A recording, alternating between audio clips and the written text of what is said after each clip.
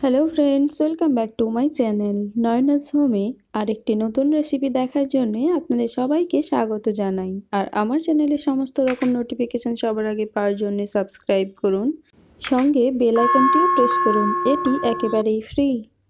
বাড়িতে অ্যাভেলেবেল অল্প কয়েকটি উপকরণ দিয়েই কিভাবে গোলাপ জামুন মিষ্টি তৈরি করা যায় চলুন দেখে নিই। বানানোর জন্য লাগছে লিকুইড দুধ, নিয়েছি 1 বাটি সুজি ও হাফ বাটি মিল্ক পাউডার।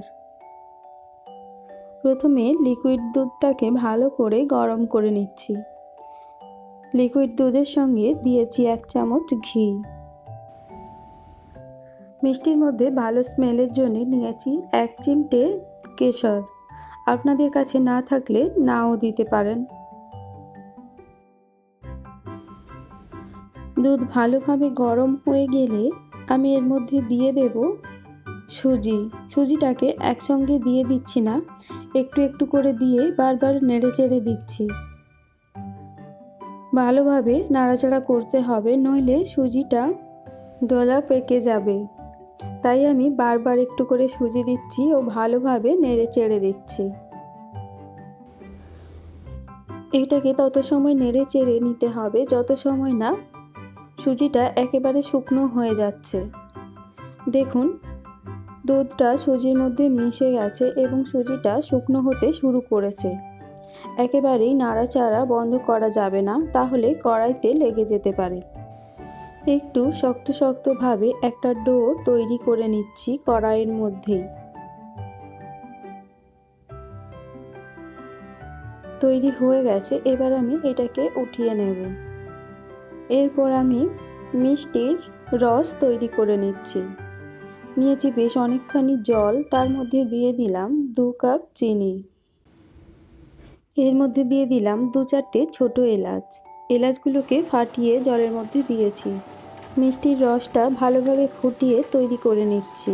এর মধ্যে একটা টান টান ভাব চলে এসেছে, রস তৈরি হয়ে গেছে। এবার এটা আমি নামিয়ে নেব। আগে থেকে তৈরি করে রাখা সুজির মধ্যে দিয়ে দিলাম মিল্ক পাউডার দিয়ে এটাকে ভালোভাবে আমি ঠেসে নিচ্ছি। খুব ভালোভাবে এটাকে মিক্সড করে নিতে হবে।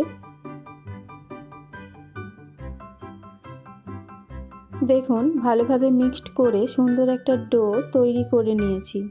এবার হাতের তালুতে একটুখানি ঘি লাগিয়ে এই ডো থেকে ছোট ছোট বল বানিয়ে নিচ্ছি। একেবারে গোল একটা বল আমি বানিয়ে নিচ্ছি। এইভাবে সবগুলোকে আমি বানিয়ে নেব। এরপর মিষ্টির বলগুলোকে আমি ফ্রাই করে নেব। দেখুন, তেলটা গরম হয়ে গেছে। এবার একটা একটা মিষ্টির বল আমি তেলের মধ্যে ছেড়ে দিচ্ছি। অবশ্যই ফ্রাই করবেন রিফাইন্ড অয়েলে বা রাইস ব্র্যান্ড অয়েলে। আমার এই তেলটার কালার দেখতে পাচ্ছেন, সোনালি কালার। এটা কিন্তু সরষের তেল নয়, এটা রাইস ব্র্যান্ড অয়েল। ভালোভাবে উল্টে পাল্টে ভেজে নিতে হবে।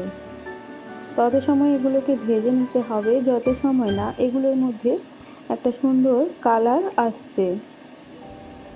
গ্যাস মিডিয়াম ফ্লেমে রেখে এগুলোকে ফ্রাই করে নিতে হবে। দেখুন, সুন্দর একটা কালার মিষ্টির মধ্যে চলে এসেছে। মিষ্টিগুলো ভালোভাবে ফ্রাই হয়ে গেছে। এবার এগুলোকে তেল ঝরিয়ে তুলে নিচ্ছি।